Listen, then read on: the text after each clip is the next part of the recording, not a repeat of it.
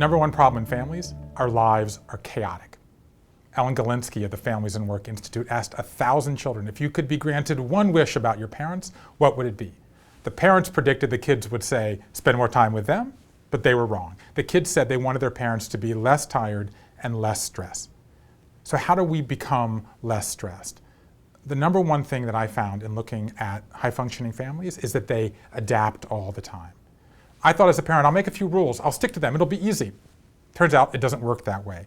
You need a system to adapt, but you can't adapt all the time. If you're fighting over the broccoli on Tuesday or trying to get the mittens on to go to school on Thursday morning, you don't want to have the conflict in that actual moment. And so we have adapted a system that many families are doing, and it's called a family meeting.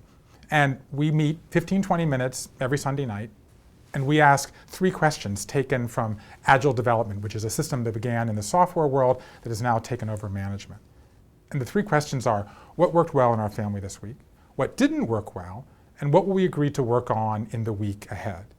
And here's the key to the whole thing. We actually allow our kids, with adult supervision, help pick their own rewards and punishments. It sounds crazy. Anybody who's not done it thinks the kids will be incredibly lax. Anybody who's done it knows the kids are very, very strict. In fact, our girls are like little Stalins. We constantly have to dial them back. So let's take this week. We're working on overreacting, a common problem that parents have. We say to our kids, okay, give me a reward. And one says, if we get 5 minutes of overreacting this week, if we get under that, we get a sleepover. If we're over that, we have to do 1 push-up for every minute over 5 minutes. First of all, I would never have picked that reward and punishment. Secondly, it's actually that thinking that I'm really after here. And then my other daughter says, is that 1 5-minute overreaction or 10 30-second overreactions? I love that. I could never have created that sense of involvement. The latest research is showing that kids who plan their own schedules, set their own work, actually evaluate their own progress, are actually building up their brains. Their cortexes are getting bigger, and they are taking more control over their lives. And this is really the point. Nothing is top-down in the world anymore. Not business, not sports, not government, not religion.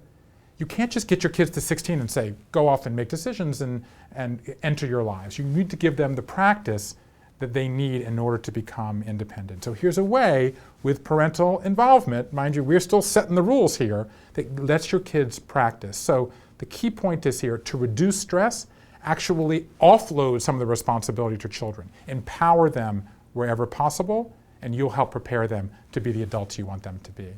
So a couple questions about the family meeting, things that might go wrong. Question number 1, how old do kids need to be? Okay, maybe a 2 or a 3-year-old is not old enough, but we have found by 4 or 5, kids are actually ready to engage in this conversation. And one tip to get them to the table is we put the allowance at the end to make sure that they want to stick around. On the other end of the scale, how old can kids be and still have these meetings? How do you get a 12 or 13 or a 15-year-old to come to the table for one of these meetings? Sooner or later, your teenager is going to come to you and say, can I go to Johnny's house on Friday night? I know I'm not supposed to. Or can I extend my curfew? And what you say is, we're not going to have this conversation now when I'm flossing my teeth or where I'm trying to get breakfast on the table. We're going to have a time, a safe zone every week. So the point is, the message to kids is, there's this safe zone where you're going to get to ask the questions.